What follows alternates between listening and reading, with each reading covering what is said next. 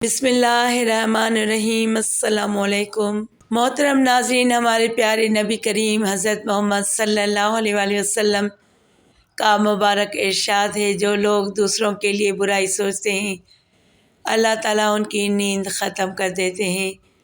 یہ ایسی بدبخت 5 عورتیں ہیں جن کو نیند نہیں آتی۔ ایسا نہیں کہ وہ بیمار یا لاغر ہوتی ہیں، تکلیف کرب کی وجہ سے ان کو نیند نہ آئے، بلکہ ان کے عمل ہی ایسے ہوتے ہیں جن پر اللہ تعالیٰ ان کی راتوں کو سکون اور نیند چھین لیتے ہیں، اور وہ تڑپتے تڑپتے رات گزارتی ہیں اور کروٹیں بدل بدل کر رات گزارتی ہیں۔ ان عورتوں سے بچ کر رہنا۔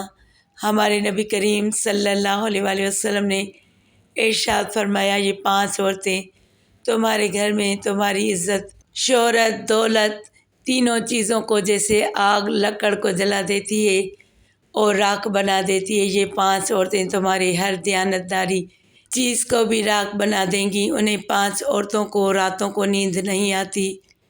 ہمارے پیارے نبی حضرت محمد مصطفیٰ صلی اللہ علیہ وآلہ وسلم نے فرمایا، ان 5 عورتوں کو رات کو نیند نہیں آتی۔ وہ 5 لوگ یہ ہیں۔ نمبر 1، بسم اللہ الرحمن الرحیم۔ پہلے سائنسی تحقیق کے بارے میں آپ کو آگاہ کرتے ہیں کہ رات کو نیند نہ آنے کی وجہ سے کون سی بیماری پیدا ہوتی ہے اور یہ آپ کو بستر مرگ پر لے جاتی ہے۔ محترم ناظرین، کیا آپ کو رات کو سوتے وقت اکثر کروٹیں بدلنا پڑتی ہیں؟ تو اس کی وجہ جو بھی ہو، مگر اس کا نتیجہ جلد موت کی شکل میں بھی نکل سکتا ہے۔ یہ بات برطانیہ میں ہونے والی ایک طبی تحقیق میں سامنے آئی ہے۔ ایک یونیورسٹی کی تحقیق میں بتایا گیا ہے کہ جن افراد کو رات کو نیند نہیں آتی یا آدھی رات کو جاگ جاتے ہیں اور دن چڑھے وقت نیند نہ آنے، ان میں موت کا خطرہ بہت زیادہ ہوتا ہے۔ اس تحقیق میں 5 لاکھ درمیانی عمر کے افراد کو شامل کیا گیا تھا کہ نیند کے مسائل سے 2-4 افراد، بالخصوص ذیابیطس کے مریضوں میں اس کے نتیجے میں کسی بھی وجہ سے موت کا خطرہ 87% تک بڑھ جاتا ہے۔ محققین کا کہنا تھا کہ یہ ہم پہلے سے ہی جانتے تھے کہ نیند کی کمی اور خوراک صحت کے درمیان مضبوط تعلق موجود ہے، مگر نئے نتائج چونکا دینے والے ہیں۔ انہوں نے کہا کہ ڈاکٹروں نے کہا نیند کے مسائل کو بہت سنجیدہ لینا چاہیے۔ انسان کو برے وقت میں بھی اور اچھے وقت میں بھی پازیٹیو اور سکون سے سوچنا چاہیے، تاکہ ان کا دماغ کسی ناگہانی بیماری کی گرفت میں نہ آ جائے، تاکہ ان میں خطرے کو کم کیا جا سکے۔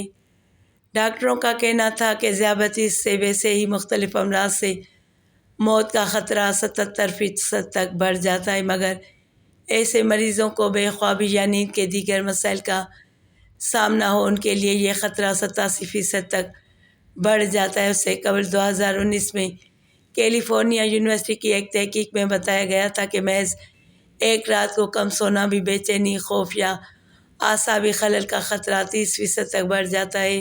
طبی جریدے جرنل نیچر ہیومن میں تحقیق میں ڈاکٹروں کا کہنا تھا کہ ہم نے گہری نیند کا ایک نیا فائدہ دریافت کیا ہے، جو رات بھر میں دماغی کنیکشن دوبارہ منظم کر کے ذہنی تشویش اور بے چینی کو کم کر دیتا ہے۔ نیند کی کمی سے ذہن بوجھل ہوتا ہے اور مختلف مسائل کا شکار ہو جاتا ہے، جبکہ زیادہ سونا حالت کو بہتر بناتا ہے۔ محترم ناظرین، آئیے اب بات کرتے ہیں ان عورتوں کے بارے میں جن کو رات کے وقت نیند نہیں آتی۔ حضرت محمد صلی اللہ علیہ وآلہ وسلم نے فرمایا، یہ عمل کرنے والی ان 5 عورتوں کو نیند نہیں آتی۔ وہ 5 عورتیں کون سی ہیں؟ جاننے کے لیے ویڈیو کو مکمل ضرور دیکھیے گا۔ شکریہ۔ محترم ناظرین، آئیے جانتے ہیں ایسی 5 عورتوں کے بارے میں جنہیں راتوں کو نیند نہیں آتی۔ نمبر 1، جو کسی کے قتل کا ارادہ کرتی ہو یا کسی کے ہاتھوں کسی کو قتل کروانا چاہتی ہو، ایسی عورت کو رات کو نیند نہیں آئے گی، تڑپتی رہے گی۔ قرآن پاک میں ارشاد ہے، جو شخص کسی مسلمان کو جان بوجھ کر قتل کرے تو اس کی سزا جہنم ہے، جس میں وہ ہمیشہ رہے گا، اور اللہ تعالیٰ اس پر غضب نازل کرے گا اور لعنت بھیجے گا، اور اللہ تعالیٰ نے اس کے لیے بڑا عذاب تیار کر رکھا ہے۔ اسی وجہ سے ہم نے بنی اسرائیل کو یہ پیغام لکھ دیا تھا کہ جو کوئی کسی کو قتل کرے، جبکہ یہ قتل نہ کسی اور جان کا بدلہ لینے کے لیے ہو اور نہ کسی کے زمین میں فساد پھیلانے کی وجہ سے ہو، تو یہ ایسا ہے جیسے اس نے تمام انسانوں کو قتل کر دیا، اور جو شخص کسی کی جان بچا لے تو یہ ایسا ہے جیسے اس نے تمام انسانوں کی جان بچا لی۔ مطلب یہ کہ ایک شخص کے خلاف قتل کا یہ جرم پوری انسانیت کے خلاف جرم ہے، کیونکہ کوئی شخص قتل ناحق کا ارتکاب اسی وقت کرتا ہے جب اس کے دل سے انسان کی حرمت کا احساس مٹ جائے۔ ایسی صورت میں اگر اس کے مفاد یا سرشت کا تقاضا ہوگا تو وہ کسی اور کو بھی قتل کرنے سے دریغ نہیں کرے گا، اور اس طرح پوری انسانیت اس کی مجرمانہ ذہنیت کی زد میں رہے گی۔ نیز جب اس ذہنیت کا چلن عام ہو جائے تو تمام انسان غیر محفوظ ہو جاتے ہیں۔ لہٰذا قتل ناحق کا ارتکاب چاہے کسی کے خلاف کیا گیا ہو، اور چاہے وہ مرد ہو یا عورت، تمام انسانوں کو یہ سمجھنا چاہیے کہ یہ جرم ہم سب کے خلاف کیا گیا ہے۔ نمبر 2، جس کے پاس مال و دولت ہو اور اس سے کسی پر بھروسہ نہ ہو۔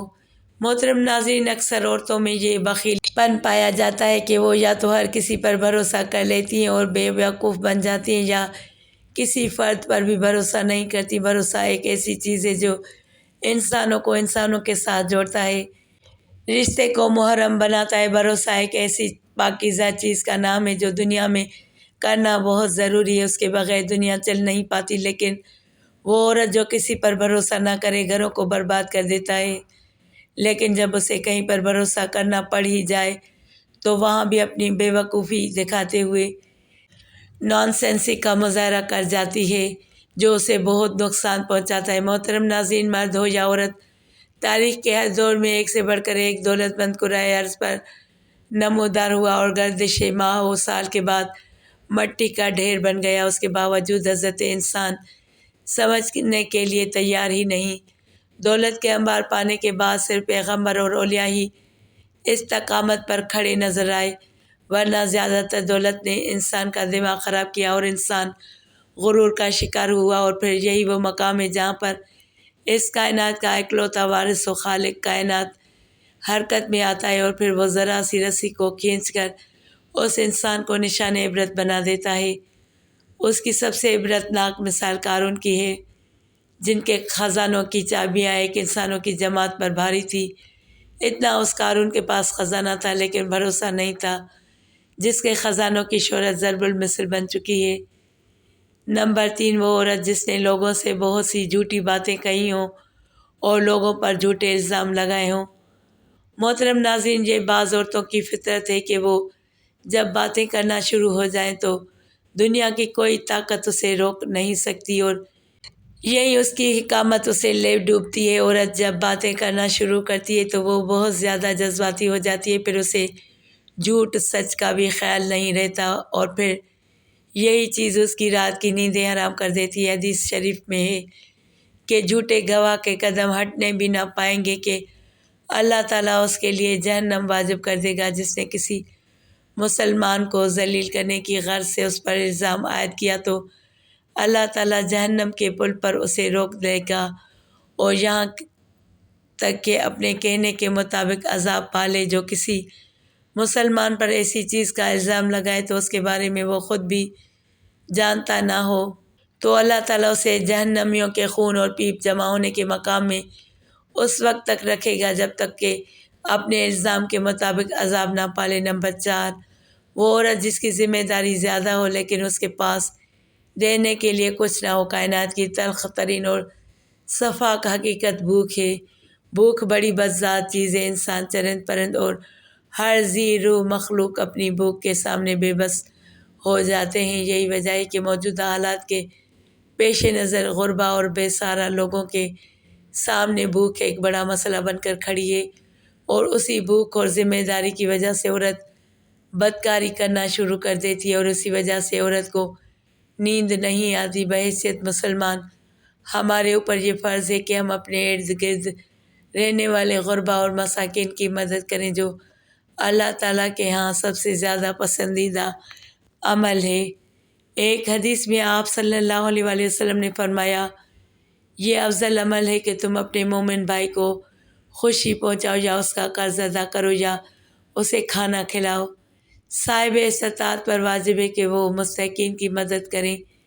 نمبر 5، وہ عورت جو کسی کے عشق میں مبتلا ہو اور جدائی سے ڈرتی ہو۔ کسی اپنے کی جدائی کبھی بھی آسان نہیں ہوتی، اس جدائی کا احساس آپ کی دنیا کو برباد کر سکتا ہے اور ڈپریشن کو بھڑکا سکتا ہے۔